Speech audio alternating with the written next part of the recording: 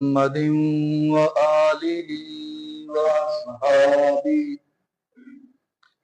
المتأدبين بآدابه. أما بعد فأعوذ بالله من الشيطان الرجيم. بسم الله الرحمن الرحيم. محمد رسول الله والذين معه أشداء على الكفار. وقال النبي صلى الله عليه وسلم: لو كان بعدي نبي لكان عمر. أو كما قال النبي صلى الله عليه وسلم: صدق الله العظيم وصدق رسوله النبي الكريم، ونحن على ذلك من الشاهدين والشاكرين، والحمد لله رب العالمين. درود پاک تلاوت اللهم صل على محمد وعلى آل محمد كما صليت على إبراهيم وعلى آل إبراهيم إنك حميد مجيد.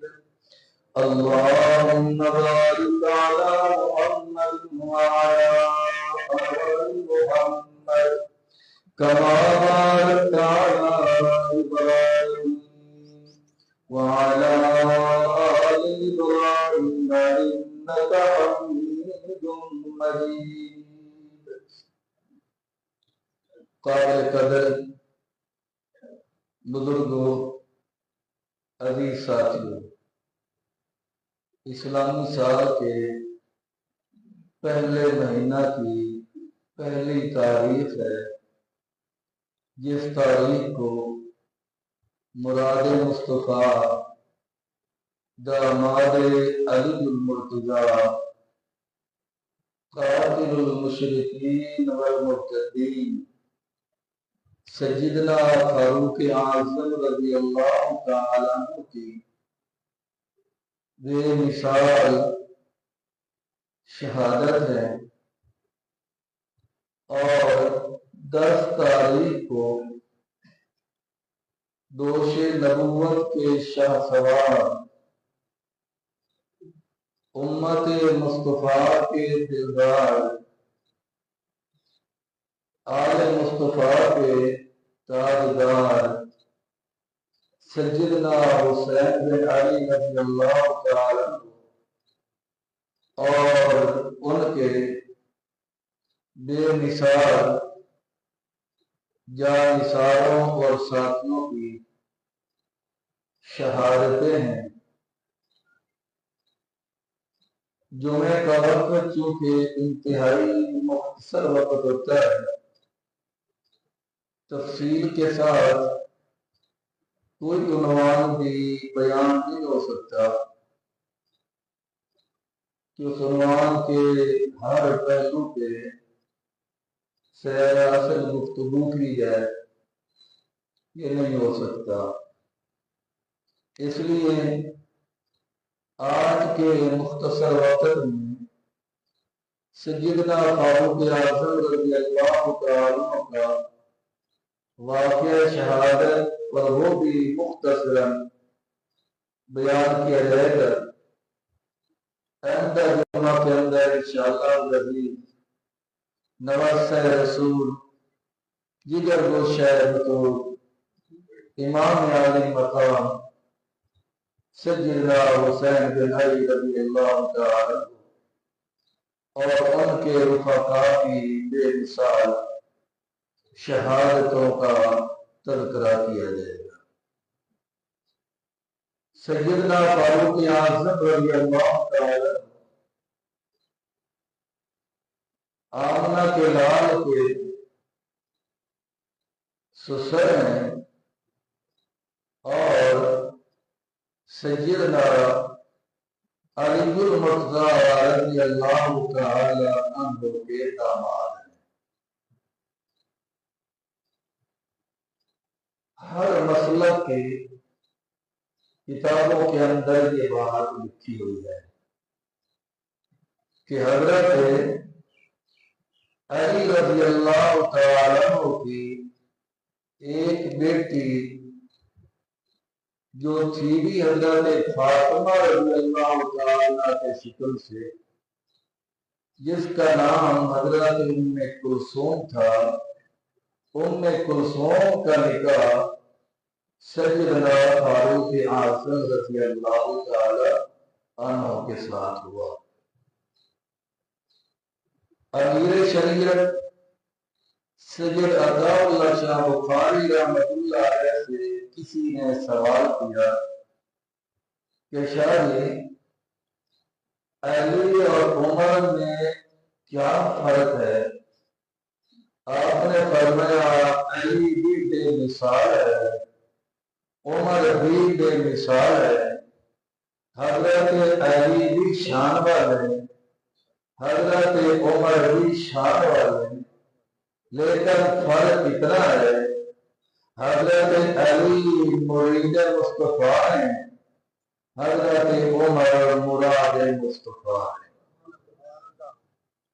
حضرت علی نے محبوب سے رشتہ لیا ہے، حضرت عمر نے محبوب کو رشتہ دیا ہے۔ حضرت علی کے گھر آمنہ کے لال کی بیٹی ہے، جبکہ آمنہ کے لال کے گھر عمر بن خطاب کی بیٹی ہے۔ سارے چل کر مصطفیٰ کے دربار میں آئے، لیکن جب عمر بن خطاب کی باری آئی تو محبوب نے خود کعبے کا غلاف پکڑا اور عرض کیا، اللہم اعز الاسلام بعمر بن الخطاب وبعمر بن ہشام۔ اے اللہ، اگر اسلام کو تو غلبہ دینا چاہتا ہے، اگر اسلام کو عزت دینا چاہتا ہے، اگر اسلام کا جھنڈا چار عالم میں اے اللہ تو بلند ہوتا دیکھنا چاہتا ہے، پھر یا عمر بن خطاب کو دے دے یا عمر بن ہشام یعنی ابو جہل کو دے دے۔ محبوب نے اللہ سے دونوں میں سے ایک مانگا، پھر اللہ کی نظر انتخاب جو شخصیت میں پڑی، اس شخصیت کو سیدنا عمر بن خطاب رضی اللہ تعالی عنہ کہتے ہیں۔ گویا عمر دعائے مصطفیٰ ہے تو عطا خدا ہے۔ جب عمر مصطفیٰ کی دعا سے خدا کی عطا سے پھر 22 یا 23 مقامات قرآن پاک میں ایسے آتی ہیں جہاں عمر بولے فرش پہ، مالک نے فرمایا جبریل قوم بولتا ہے، اللہ عمر بولتا ہے، فرمایا نہیں، میرے مصطفیٰ کو جا کے کہہ دو عمر کی زبان پہ خدا بولتا ہے۔ عمر فرش پہ بولے، عرش سے خدا کا قرآن بن کر آ جائے۔ آمنہ کلال فرمائے لوگوں، عمر سے بہترین آدمی کوئی نہیں جس پر سورج طلوع ہوتا ہو۔ اور اہل سنت والجماعت کا بھی عقیدہ ہے 1,24,000 انبیاء کرام کو چھوڑ کر سیدنا صدیق اکبر رضی اللہ تعالیٰ کو چھوڑ کر ساری کائنات سے اعلیٰ اور بالا اگر کسی کا مقام ہے تو وہ سیدنا عمر بن خطاب رضی اللہ تعالیٰ عنہ کی شخصیت ہے۔ اور سیدنا فاروق اعظم رضی اللہ تعالی عنہ کی خلافت کا بھی آمنہ کے لال نے اپنی زندگی کے اندر اشارہ فرما دیا تھا۔ اہل سنت کی کتابیں کے اوپر فریق مخالف کی کتاب حیات القلوب کے اندر ملا یعقوب کلینی لکھتے ہیں کہ جب جنگ خندق کا موقع تھا، آمنہ کے لال صلی اللہ علیہ وسلم نے ادار مبارک پتھر میں ماری تو محبوب نے فرمایا کہ اللہ نے میرے ہاتھ میں فارس و روم ایران کی چابیاں اللہ نے میرے ہاتھ میں دے دی ہیں، اور فارس و روم یہ فتح ہوئے سیدنا فاروق اعظم رضی اللہ تعالی عنہ کے دور خلافت کے اندر، اور ایران کی فتح ہی سیدنا فاروق اعظم رضی اللہ تعالی عنہ کی شہادت کا گویا ایک وجہ بنی، ایک ذریعہ بنی۔ آپ کہیں گے وہ کیسے؟ تو سیدنا فاروق اعظم رضی اللہ تعالی عنہ کے دور خلافت میں جب ایران فتح ہوا، اور یہ بھی بتاتا جاؤں کہ یہ پہلی جنگ ہے، پہلا موقع جہاد تھا کہ ایران کی طرف پیش قدمی کرنی ہے مسلمانوں نے، تو سیدنا فاروق اعظم نے فرمایا اس جہاد کی قیادت میں خود عمر بن خطاب کروں گا، اس جہاد کا سپہ سالار میں خود عمر بن خطاب بنوں گا۔ چنانچہ صحابہ کرام 30 بار کی تعداد میں سیدنا فاروق اعظم کی سپہ سالاری میں قیادت میں ایران کی طرف چلتے ہیں۔ جب 3 میل کا سفر طے کرتے ہیں تو سیدنا علی بن مرتضیٰ رضی اللہ تعالی عنہ عرض کرتے امیر المومنین، کافی دیر سے ایک بات کہنا چاہتا تھا مگر کہہ نہ سکا، اب کہے بغیر رہ بھی نہیں سکتا ہوں۔ آپ خود قیادت فرما رہے ہیں، سپہ سالار، آپ کے متعلق آمنہ کے لال نے یہ فرمایا ہے،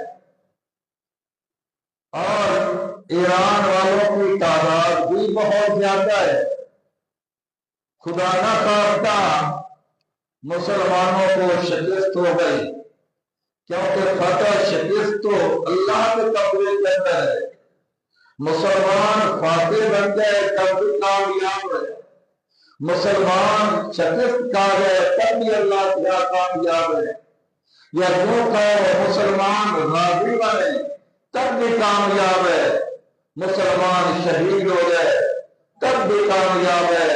تمہیں سے مجاہدو دین کا ثبات ہے، شہید کی جو موت ہے وہ قوم کی حیات ہے، حیات بھی حیات ہے، ممات بھی حیات ہے، شہید کا جو خون ہے وہ قوم کی زکات ہے۔ امیر المومنین، اللہ نہ کرے وہاں ہمیں شکست ہو جائے تو لوگ کہیں گے کہ مسلمانوں کا امیر المومنین شکست کھا گیا، اس میں لوگوں کے اندر بدبینی پھیلے گی، مایوسی پھیلے گی۔ میری رائے یہ ہے آپ واپس تشریف لے جائیں، مدینہ منورہ کے اندر ہم جاتے ہیں، اللہ سے مانگتے ہیں، اللہ سے امید ہے اللہ ہمیں ضرور فتح عطا فرمائے گا۔ چنانچہ نتیجتاً اللہ تبارک و تعالیٰ نے اسلام کو فتح عطا فرمائی۔ حضرت عمر بن عاص رضی اللہ تعالیٰ عنہ کی قیادت میں ایران فتح ہو گیا، اور جب مسلمان اور کافروں کی لڑائی ہوتی ہے تو جو کافر قیدی بن کر آتے ہیں وہ غلام ہوتے ہیں، جو عورتیں قیدی ہو کر آتی ہیں انہیں لوڈیاں بنا لیا جاتا ہے۔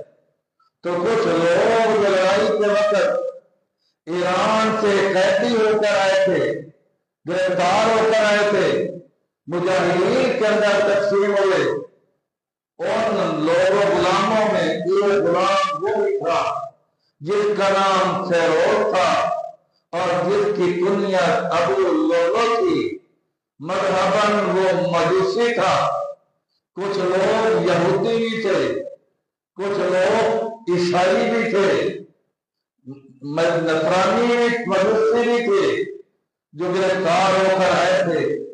اب یہ کیونکہ مدینہ کے اندر غلامی کی زندگی گزار رہے تھے تو ہر وقت یہ سوچ رہتے تھے کہ کوئی ایسا قدم اٹھائیں کہ اپنی غلامی کا بدلہ لے سکیں، ایسا قدم اٹھائیں کہ ایران جو مفتوح ہوا ہے، مسلمان جو غالب ہیں، اپنے ملک کی شکست کا بدلہ لے سکیں۔ چنانچہ آپس کے اندر یہ ملاقاتیں کیا کرتے تھے اور منصوبے پروگرام بنایا کرتے تھے کہ کس طرح سے اپنے ملک کی شکست کا بدلہ لیا جا سکے۔ اور ادھر سیدنا فاروق اعظم رضی اللہ تعالیٰ عنہ حج بیت اللہ کے لیے تشریف لے گئے۔ یہ اس بات کو ذہن میں رکھنا واجب ہے کہ کافی غلام تھے جو ایران سے قیدی ہو کر آئے تھے اور یہاں آپس میں ملا جلا کرتے تھے۔ ان میں یہودی بھی تھے، ان میں عیسائی بھی تھے، ان میں مجوسی بھی تھے، لیکن سارے تھے ایک ملک کے باشندے اور اپنے ملک کی شکست کا بدلہ لینا چاہتے تھے۔ حضرت فاروق اعظم رضی اللہ تعالیٰ عنہ حج بیت اللہ کے لیے تشریف لے گئے۔ جب واپس آئے راستے میں پڑاؤ ڈالتے ہیں، کنکریوں کا سہارا بنا کر سر رکھتے ہیں، لے جاتے ہیں۔ رات کی تاریکی چھا گئی، آسمان پہ چاند آیا، چھوٹا سا کچھ وقت گزرا، چاند بڑا ہوا اور وقت گزرا، چاند پہ شباب آیا، جوانی آئی، چاند اپنی میٹھی میٹھی روشنی سے کائنات کو منور کرنے لگا۔ پچھلی رات کا وقت آیا، چاند بستر باندھ کر غائب ہونے لگا۔ فاروق اعظم یہ ساری کیفیات جو چاند بارے ہوئی دیکھتے رہے۔ جب چاند رخصت ہو رہا تھا، فاروق اعظم عرض کر رہے تھے، الہ العالمین، جس طرح چاند کے مختلف ادوار آئے، مختلف کیفیتیں آئیں، کبھی بچپن آیا، کبھی لڑکپن آیا، کبھی شباب اور جوانی آئی، پھر چاند دنیا چلا گیا۔ اللہ کبھی میرا بچپن تھا، کبھی لڑکپن تھا، جب باپ شام کو مارا کرتا تھا اور کہتا تھا عمر تو کس طرح زندگی گزارے گا، تجھے تو اونٹ چرانے نہیں آتے۔ اللہ پھر وہ شباب آیا، اللہ پھر تیرے محبوب کی صحبت کے صدقہ وہ مقام ملا۔ اگر زلزلہ آئے عمر دلہ مار کے کہے رک جا، کیا زمین پر عمر نے صاف نہیں کیا؟ زلزلے رک جاتے تھے، عمر دریا کو خط لکھتا، دریا چل پڑتا تھا۔ عمر کے دور خلافت میں شیر اور بکری ایک گھاس سے پانی پیا کرتے تھے، لیکن مولا لگتا ہے بڑھاپا آ گیا، قوات کمزور ہو گئے۔ اللہ جس طرح چاند رخصت ہو گیا، اللہ لگتا ہے میری رخصتی کا وقت بھی قریب آ رہا ہے، میری موت بھی قریب آ رہی ہے۔ اللہ مہربانی کر، دو تمنائیں ہیں، دو آرزویں میرے مولا قبول فرما۔ کیا آرزو تھی؟ فاروق اعظم جو ہاتھ اٹھا کے بیٹھے ہیں، رو رہے ہیں اور عرض کر رہے ہیں، اللہم انی اللہم انی اسألک شہادتا فی سبیلک اے اللہ مہربانی فرما، موت نے تو آنا نہیں ہے، میرے مولا جب بھی مجھے آئے تو موت شہادت کی آئے، اللہ شہادت کی موت عطا فرما، کیونکہ تیرے قرآن میں ہے تمہیں خود کہا ہے وَلَا تَقُولُوا لِمَن يُقْتَلُ فِي سَبِيلِ اللَّهِ أَمْوَاتٌ بَلْ أَحْيَاءٌ وَلَكِن لَّا تَشْعُرُونَ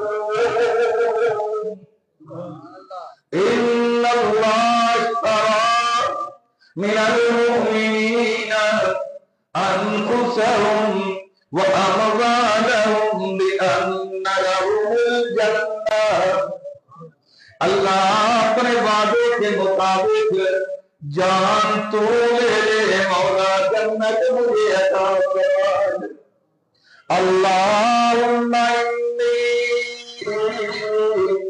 اسألک شہادة فی سبیلک ووفاة فی بلد رسولک، اللہ موت بھی شہادت کی عطا فرما اور موت بھی اپنے محبوب کے شہر مدینہ میں عطا فرما، کیونکہ محبوب نے فرمایا تھا من استطاع ان يموت في المدینہ فلیمت،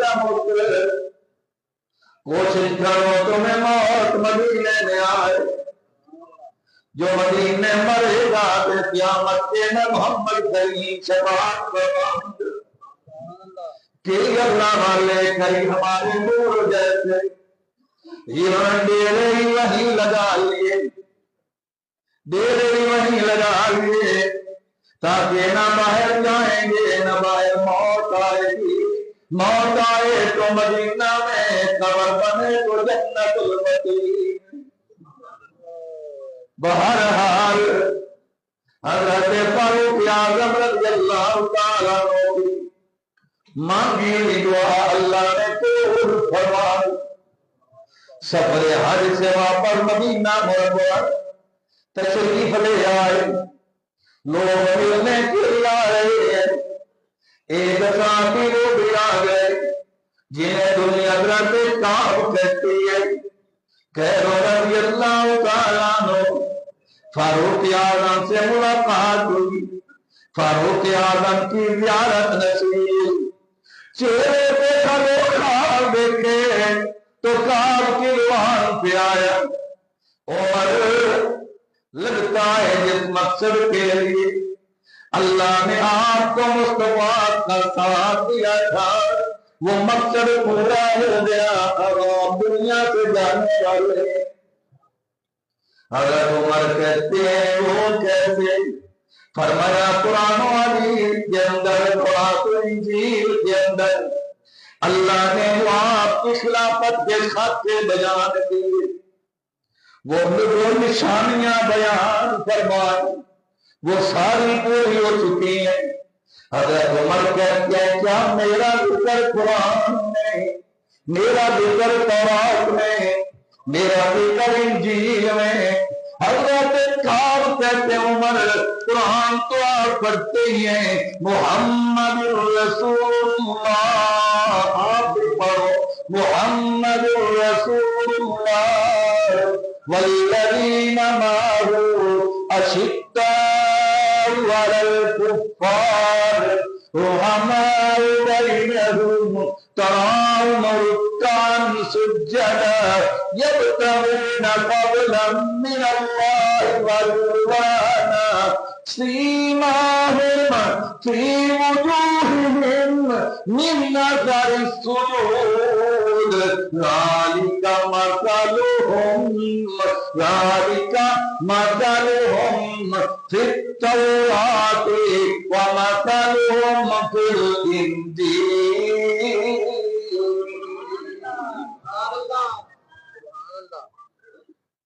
اچھا میرا ذکر اللہ کے قرآن میں، ہمارا ذکر تورات کے اندر، ہمارا ذکر انجیل کے اندر، سیدنا فاروق اعظم کی آنکھوں میں آنسو آئے، رو کے کہتے کام یاد رکھنا یہ عمر کا کمال نہیں، یامنا کے لال کی صحبت کا کمال ہے۔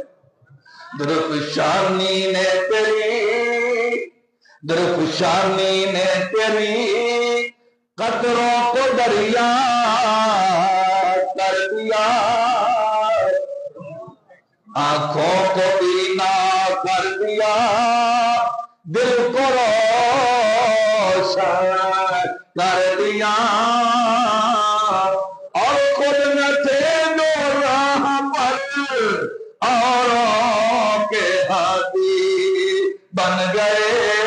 ٹیسٹ میں کمی کر دے، فرمایا تو کام کیا کرتا ہے؟ اس نے 3-4 پیشیاں میں گروائے، جن میں شیشے کا کام بھی تھا، لوہے کا کام بھی تھا، چکیاں بھی بنایا کرتا تھا۔ سیدنا فاروق اعظم نے فرمایا ٹیکس کتنا ہے؟ کہنے لگا 2 درہم ٹیکس یومیہ لیتے ہیں۔ فرمایا یار جتنی تیری آمدنی ہے ٹیکس تو بہت تھوڑا ہے، مغیرہ نے تیرے اوپر ظلم کیا ہوتا، تیرے پیشوں سے زیادہ ٹیکس ہوتا، میں حضرت مغیرہ کو کہہ دیتا ٹیکس میں کمی کرو، نہیں تیری آمدنی زیادہ ہے ٹیکس کم ہے، اس لیے میں مغیرہ بن شعبہ کو مجبور نہیں کر سکتا۔ البتہ ایک میری بات اگر تو مانے، تیری مہربانی کیا بات ہے؟ پتہ چلا ہے تو پانی سے چلنے والی چکیاں بناتا ہے۔ جی ہاں، فرمایا مجھے یہ چکی تیار کر کے دے دے۔ اب کہتا ہے ٹھیک ہے، لیکن میں ایسی چکی تیار کر کے دوں گا جس چکی کی شہرت مشرق سے مغرب تک، شمال سے جنوب تک ہوگی، پوری دنیا میں اس چکی کی شہرت ہوگی۔ یہ کہہ کے یہ تو چلتا بنا۔ حضرت عمر بن خطاب نے فرمایا محبوب کے یارو وفادارو جانثارو، پتہ بھی ہے یہ کیا کہہ کے گیا ہے؟ چکی کا وعدہ کر کے گیا ہے۔ فرمایا نہیں چکی کا وعدہ نہیں کر کے گیا، یہ تو میں عمر کو قتل کی دھمکی دے کے گیا ہے، قتل کی دھمکی دے کے گیا ہے۔ صحابہ کہتے ہیں پھر اس کو پکڑ لیا جائے، گرفتار کر لیا جائے، تختہ دار پہ لٹکا دیا جائے۔ عدالت کا تاجدار کہتا ہے نہیں، عدل کے خلاف ہے کہ مجرم سے جرم کا ارتکاب نہ ہوا ہو، گرفتاری پہلے ہو جائے۔ یہ عدل کے خلاف ہے، جب تک جرم کا ارتکاب نہ ہو گرفتاری نہیں، جب تک جرم کا ارتکاب نہ ہو سزا نہیں ہے، نہ گرفتاری کا آرڈر نہ سزا کا آرڈر۔ وقت گزرتا گیا، وہ وقت تو ایسا دور تھا، آج مسجد کے اندر اتنی لائٹیں ہوتی ہے کہ چلتی کیڑی بھی نظر آتی ہے، چمٹی بھی نظر آتی ہے۔ وہ لائٹیں کا دور تو تھا نہیں، وہاں تو مٹی کے دیے جلا کرتے تھے، روشنی بہت مدھم ہوتی تھی۔ آج تو ایسا پینٹ آ گیا، رنگ آ گیا کہ رنگ کی روشنی بھی فرش پہ پڑتی ہے، لیکن اس وقت کھجور کے چھال کی چھت ہوا کرتی تھی، اندھیرا نظر دن میں بھی اندھیرا معلوم ہوتا تھا اور مٹی کا دیا جلا کرتا تھا۔ صبح کی نماز کا وقت آیا، فاروق اعظم کی عادت مبارکہ تھی، چند آدمیوں کی ڈپٹی لگا رکھی تھی، پہلے صفیں درست کروائی جائیں، جب صفیں درست ہو جائیں مجھے بتایا جائے، جب صفیں بالکل بن جاتی تھی فاروق اعظم کو بتایا جاتا، امیر المومنین مسلح امامت پہ تشریف لاتے، نماز پڑھاتے۔ آج صفیں درست کر دی گئی، لیکن کسی کو کیا پتا تھا اس اندھیرے کے اندر ابو لؤلؤ مجوسی بھی چادر کر کے خنجر چھپائے کھڑا ہے فاروق اعظم کے قتل کے ارادے سے، شہادت کے ارادے سے۔ اندھیرا تھا اور پھر چادر اڑی ہوئی تھی، صفحے درست کروانے والوں کو پتہ نہ چلا کیونکہ روشنی اور اندھیرے میں دیکھنے والا کون ہے؟ قُلْ لَا يَعْلَمُ مَن فِي السَّمَاوَاتِ وَالْأَرْضِ الْغَيْبَ إِلَّا اللَّهُ، ایک اللہ ہی ہے جس کی نظر باہر بھی برابر ہے اندر بھی برابر ہے، جس کی نظر صحرا میں بھی اتنی ہے شہر میں بھی اتنی ہے، جس کی نظر پانی کی سطح پہ اتنا ہی دیکھتا ہے، پانی کی انتہائی گہرائی میں اتنا ہی دیکھتا ہے۔ وَيَعْلَمُ مَا فِي الْبَرِّ وَالْبَحْرِ وَمَا تَسْقُطُ مِنْ وَرَقَةٍ إِلَّا يَعْلَمُهَا وَلَا حَبَّةٍ فِي ظُلُمَاتِ الْأَرْضِ وَلَا رَطْبٍ وَلَا يَابِسٍ إِلَّا فِي كِتَابٍ مُبِينٍ۔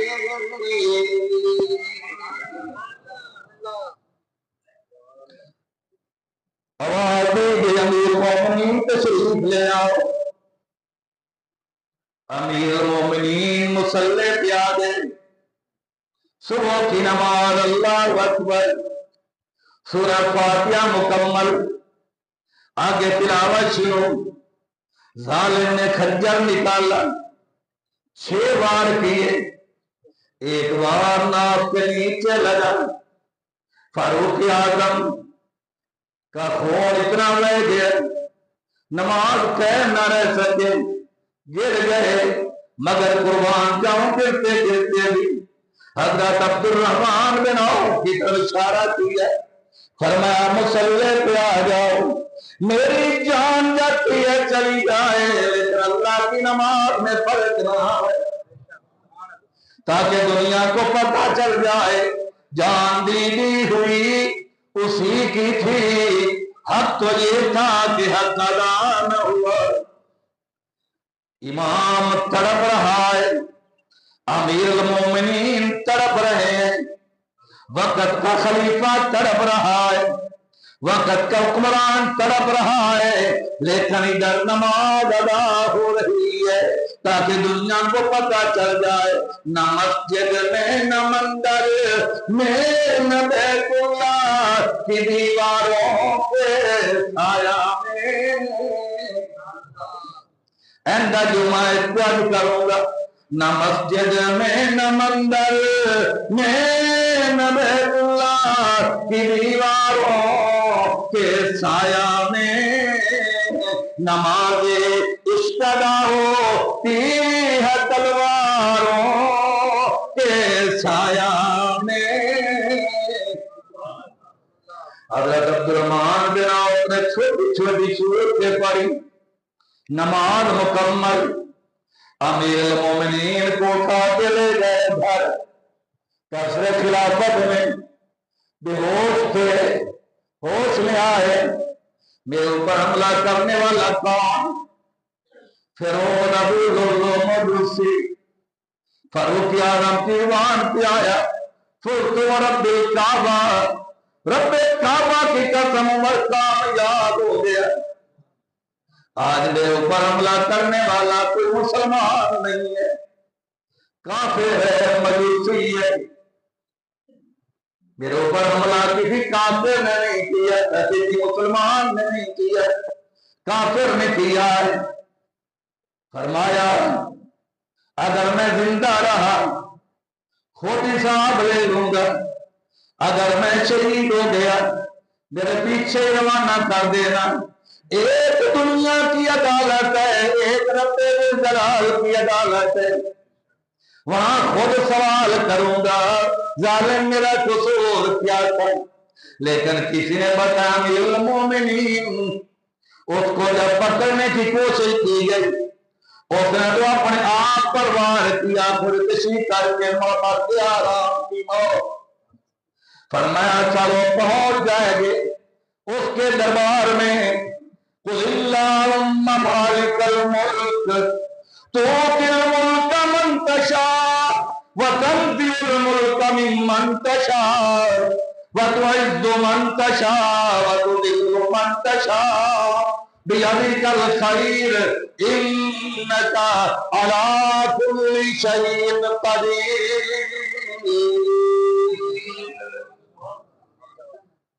اب ہمارا فیصلہ وہی کرے گا۔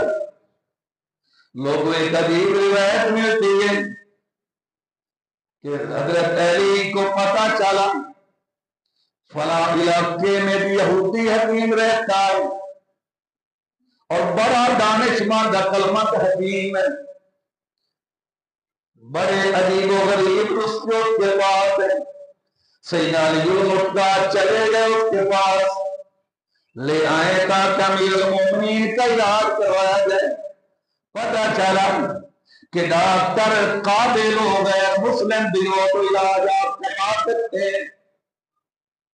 حضرت علی رضی اللہ تعالیٰ عنہ چلے گئے اور یہودی کو سواری پہ سوار کی لے کے آ رہے تھے، راستے میں کیا دیکھتے ہیں، ایک بھیڑیا ہے، اس نے بکری پہ وار کیا، بکری کو چیر پھاڑ کے رکھ دیا، کھانے لگا۔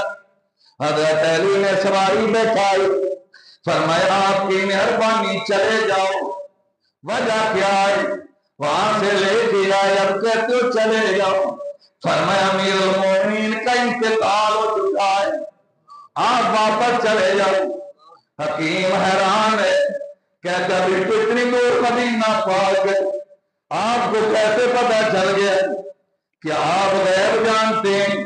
فرمایا نہیں نہیں، غیب کا علم اللہ کے سوا کسی کو نہیں، عالم الغیب فلا یظہر علی غیبہ احدا۔ غیب جاننے والا کام سارے کو لوگ رکھتے، غیب جاننے والا کام ذرے ذرے کا علم رکھنے والا کام۔ حضرت علی کہتے ہیں نہیں، مارا زندہ ہے، غیب کے خزانے اللہ کے پاس ہیں، لیکن مجھے یقین ہے عمر چلے گئے، کیونکہ اگر عمر زندہ ہوتے بھیڑیے کو ضرورت نہ ہوتی کہ بکری کو حملہ کر جائے۔ ادھر حضرت عمر بن خطاب رضی اللہ تعالیٰ عنہ اپنے صحابہ سے حضرت عبداللہ بن عمر سے فرماتے، فرمایا بیٹے جاؤ میری ماں عائشہ کے پاس، اسے تو عمر کا آخری وقت ہے، چاہت یہ ہے کہ روضہ انور میں میری تلقین ہو جائے،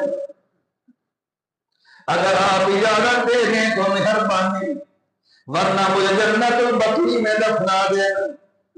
حضرت عبداللہ بن عمر جب پہنچ گئے مومنوں کی ماں اما عائشہ صدیقہ کے پاس، ابا جان کا پیغام سنایا، ماں نے تھوڑی دیر سوچا، سوچنے کے بعد فرمایا جاؤ میرے بیٹے کو کہو اجازت ہے، اجازت ہے۔ میں نے کہا ماں سوچ کے کیوں رہ گئے، فکر میں کیوں پڑ گئے؟ فرمایا ایک تو میں نے یہ سوچا کہ جگہ میں نے اپنے لیے رکھی ہوئی، عمر کو ترجیح دوں یا اپنے آپ کو ترجیح دوں؟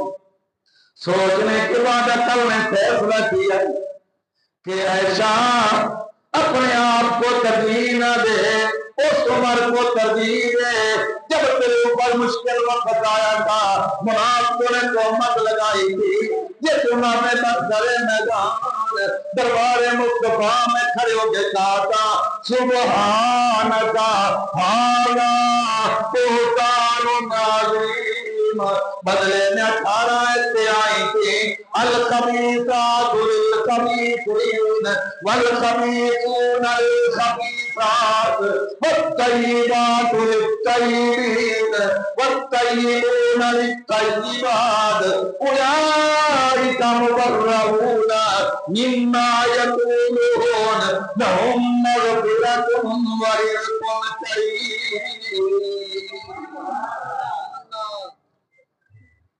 عمر بولا تو خدا بولا، ایسا تو جنت البقیع چلی جانا، عمر کو جگہ دے۔ اور دوسری بات میں نے یہ سوچی عمر کو جگہ تو دے دوں گی، لیکن ایک بہت بڑی نعمت سے معروم ہو جاؤں گی۔ امی وہ نعمت کیا ہے؟ فرمایا آمنہ کے لال تو میرے شوہر ہیں، میرے سرتاج ہیں، ان کی قبر اثر ہے، میں روزانہ آتی ہوں، قبر اثر کی زیارت کرتی ہوں۔ پھر میرے ابا جان آ گئے، وہ بھی میرا محرم تھا، ابا تھا پتہ نہیں تھا، پھر بھی میں آ جاتی تھی۔ ابا کی قبر کی زیارت میں نصیب ہو جاتی، اپنے خامد شوہر سرتاج کی قبر کی زیارت بھی نصیب ہو جاتی۔ اب جب عمر آ جائے گا، عمر تو غیر محرم ہے، میں کیسے آؤں گی؟ اپنے شوہر اور ابا کی قبر کی زیارت کیسے کروں گی؟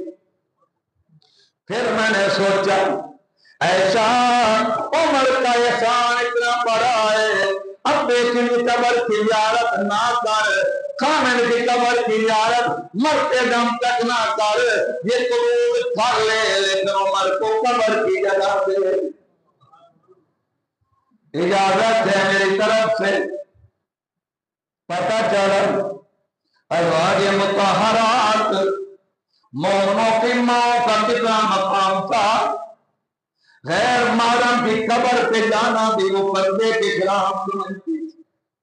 وَقَرْنَ فِي بُيُوتِكُنَّ وَلَا تَبَرَّجْنَ تَبَرُّجَ الْجَاهِلِيَّةِ الْأُولَىٰ وَأَقِمْنَ الصَّلَاةَ وَآتِينَ الزَّكَاةَ وَأَطِيعْنَ اللَّهَ وَرَسُولَهُ إِنَّمَا يُرِيدُ اللَّهُ لِيُذْهِبَ عَنكُمُ الرِّجْسَ أَهْلَ الْبَيْتِ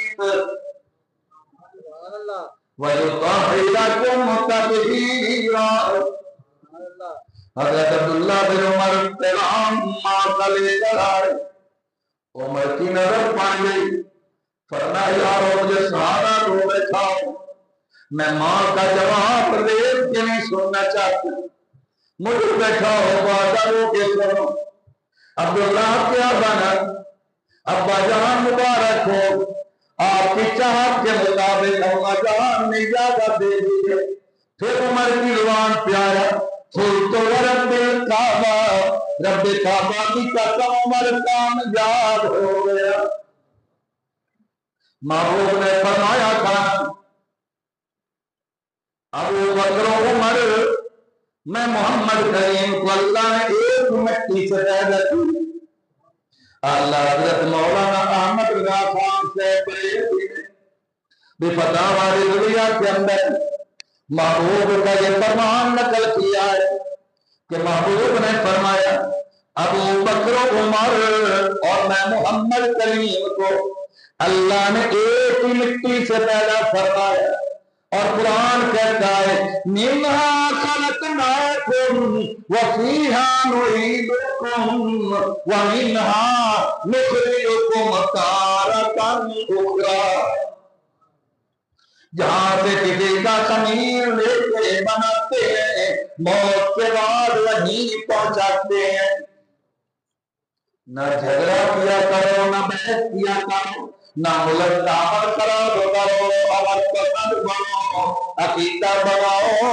صدیق و عمر آئے بھی جنت سے تھے، موت کے بعد چلے بھی جنت میں گئے، کیونکہ قرآن کہتا ہے جہاں سے خمیر لیتے ہیں وہیں پہنچاتے ہیں، اور مصطفیٰ فرماتے ہیں ما بین بیتی ومنبری روضۃ من ریاض الجنہ۔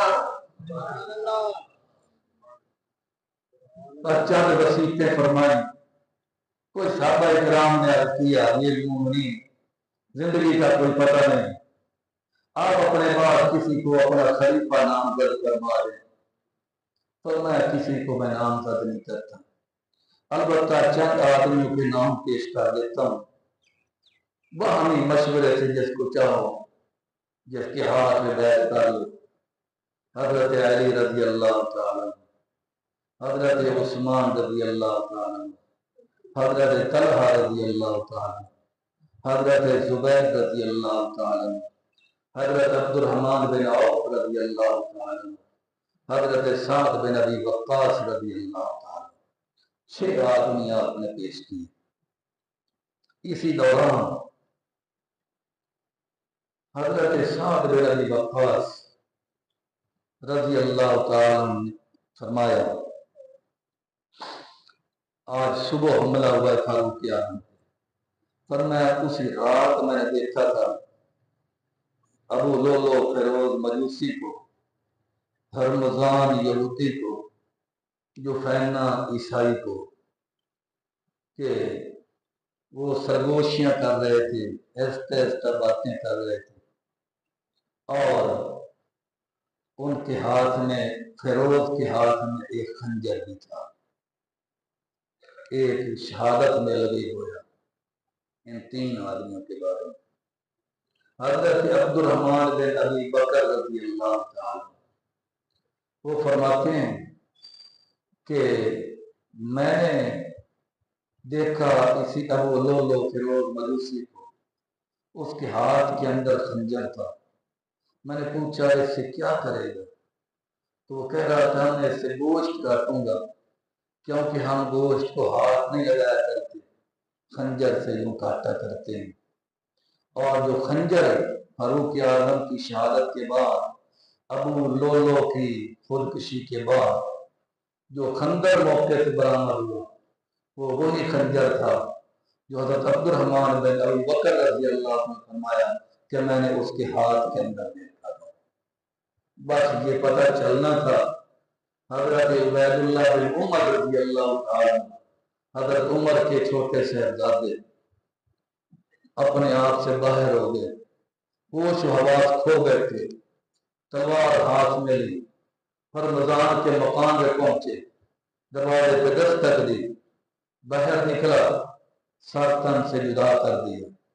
جوفینا کے مقام پہ پہنچے، دستک دی، دروازے سے باہر نکلا، سر تن سے جدا کیا۔ جب وہ مرنے لگا تو اس نے اپنی انگلی سے اپنی پیشانی پہ صلیب کا سولی کا نشان بنایا کہ میں عیسائی ہوں، میں عیسائی ہو کر مر رہا ہوں۔ پھر ابو لولو فیروز مجوسی کے مقام پہ پہنچے، وہاں سے ایک بچی نکلی، اس بچی کا بھی سر قلم کر دیا۔ مدینہ والے پریشان ہیں، کیا ہو گیا؟ صحابہ کرام نے مل جل کر انہیں پکڑا، عبید اللہ بن عمر کو قید کر دیا، کمرے میں گرفتار کر دیا۔ اب کیا کرنا چاہیے؟ اس طرح تو بڑا فساد پھیل جائے گا مدینے کے اندر۔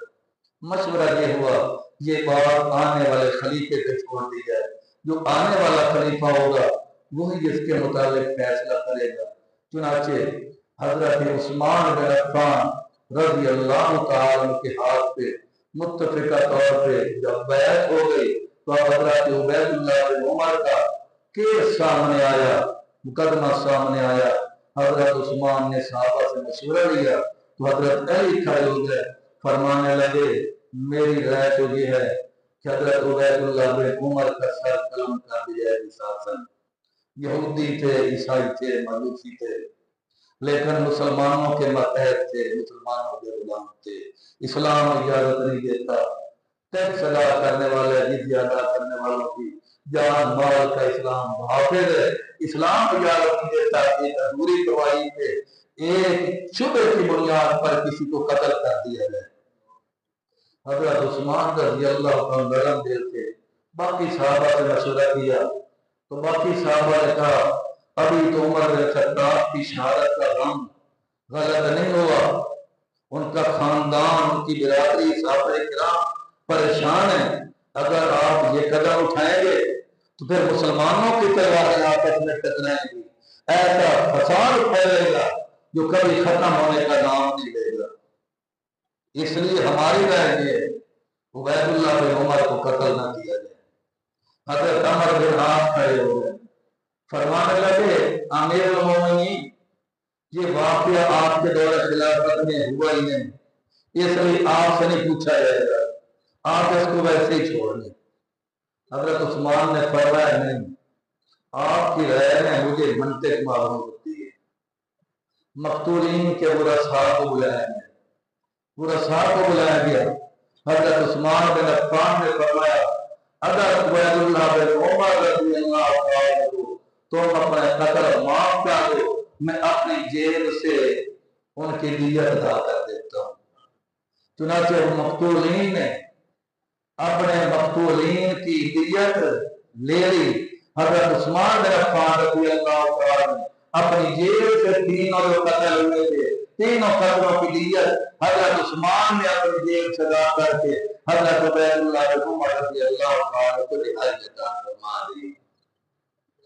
حضرت صہیب رضی اللہ تعالیٰ نے فاروق اعظم رضی اللہ تعالیٰ کی نماز جنازہ پڑھائی۔ حضرت علی، حضرت عثمان، حضرت سعد، حضرت عبد الرحمن بن عوف، حضرت طلحہ رضی اللہ تعالیٰ مجمعین نے حضرت عثمان، حضرت عمر بن خطاب رضی اللہ تعالیٰ کو لہر کے اندر اتارا، قبر میں اتارا، پہنچی وہیں پہ خواہ جہاں کا خمیر تھا، جہاں سے خمیر لیا گیا وہیں چلے گئے۔ جنت سے آئے تھے، جنت میں چلے گئے۔ میرے محبوب نے فرمایا ایک دن ادھر ابو بکر کھڑے تھے، ادھر عثمان کھڑے تھے، درمیان میں آمنہ کے لال کھڑے تھے، فرما رہے کہ ہاکذا نبعث یوم القیامہ، دن قیامت آئے گا ہم تینوں اسی طرح ہی کھڑے ہوں گے، روضہ انور سے باہر لیں گے۔ اللہ تبارک و تعالیٰ تمام صحابہ کرام کے ساتھ سچی عقیدت عطا فرمائے۔ آئندہ جمعہ انشاءاللہ العزیز نواز رسول ذکر و شہد تو حضرت حسین بن علی رضی اللہ عنہ اور ان کے رفقا کی شہادت کا واقعہ بیان کیا جائے گا۔ کل انشاءاللہ العزیز ثابت مجلس ذکر ہوگی۔ نماز مغرب آپ نے ادھر ہی آ کے ادا کرنی ہے۔ محرم شروع ہو چکا ہے، اسلامی سال کا پہلا مہینہ شروع ہو چکا ہے۔